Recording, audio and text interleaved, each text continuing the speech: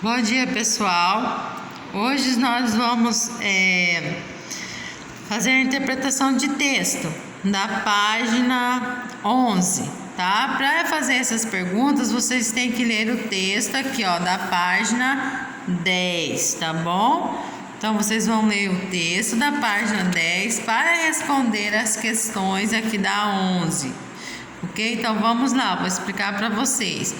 Quem já teve aula ao vivo, né, já tá tranquilo aí, que a professora tirou todas as dúvidas aqui. Agora, quem não participou, vamos lá.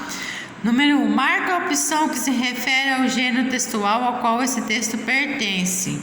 Então, vocês vão ler ali, ó, letra A, B, C e D, e vão ver porque lá no final do texto ele fala que ele é uma crônica, mas que ele foi publicado num jornal, olha lá o jornal, ó.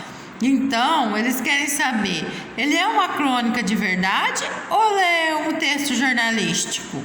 Então, vocês vão ler o texto e analisar a letra A, B, C e D e vão marcar a que vocês acharem que é correta, ok? Então, vamos lá, número 2. Número 2, vocês vão analisar ali a conversa, né, que duas pessoas estão tendo. Olha lá, estão tendo uma conversa, provavelmente pelo WhatsApp, né? E uma diz, até amanhã, seu chato. E a outra responde, até, dona chata. E colocam dois emojis, duas carinhas, né? Então, eles querem saber que tipo de relacionamento essas duas pessoas têm. Elas são amigas, são namoradas, é pai e filho, é mãe e filho. O que eles são? Né? E depois vocês vão dizer também o significado daquelas carinhas. Qual é o significado dessas carinhas? Alegria, tristeza, deboche? Qual é o significado? Tá bom? Agora vamos para cá. A número 3. A número 3, vocês vão ter que ler aqui, ó, esse textinho da página 12. Direitos humanos. Vocês vão ler o textinho da 12 e vão virar a página. E vão vir aqui para 3, ó. A número 3, ó. O tema imigração costuma gerar certa polêmica na sociedade. Qual foi a perspectiva da abordagem dada ao tema pela reportagem? Justifique sua resposta. Qual a perspectiva? Qual o objetivo dessa reportagem?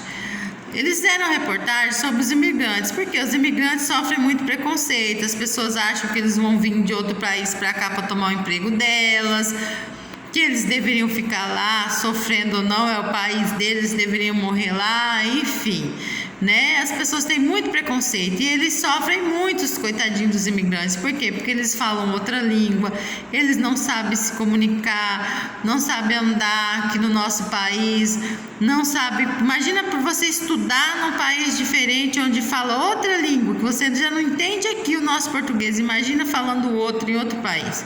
Então, eles sofrem muito isso, tá?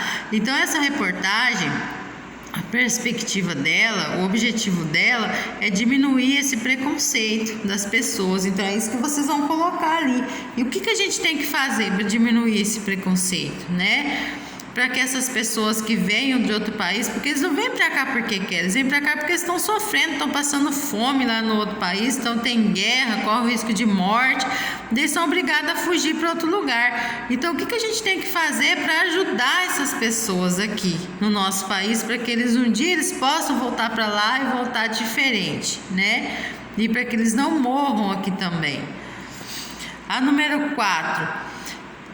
Em qual pessoa do discurso essa reportagem foi escrita? E qual é o efeito desse emprego? Então, pessoas do discurso é quando a professora diz assim: eu, tu, ele, nós, vós, eles. Então, eu é primeira, tu é segunda, ele é terceira. Nós é primeira, vós é segunda e eles é terceira.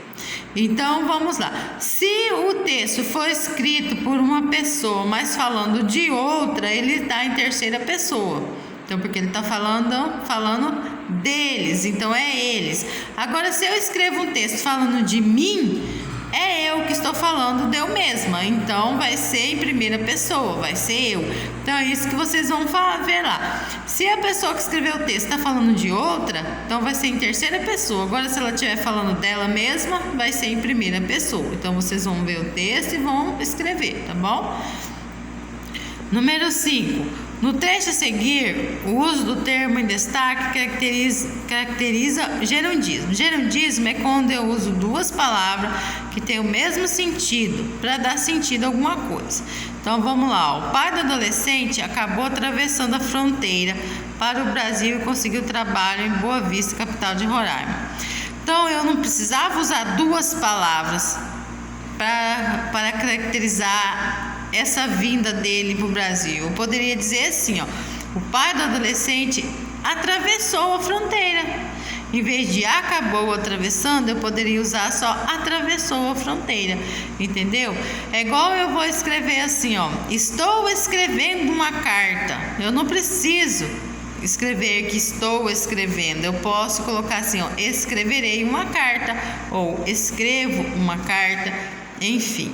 Tá? Então, eu não preciso colocar duas palavras, eu posso usar uma que tem o mesmo sentido e consegue, né, fazer esse papel, para não ficar repetitivo e longo o texto.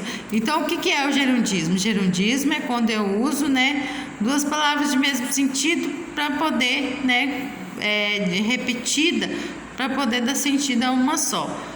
Tá? Então, ali explique, é isso que vocês vão explicar, que ele poderia colocar só atravessando em vez de acabou, aliás, atravessou, né, em vez de acabou atravessando.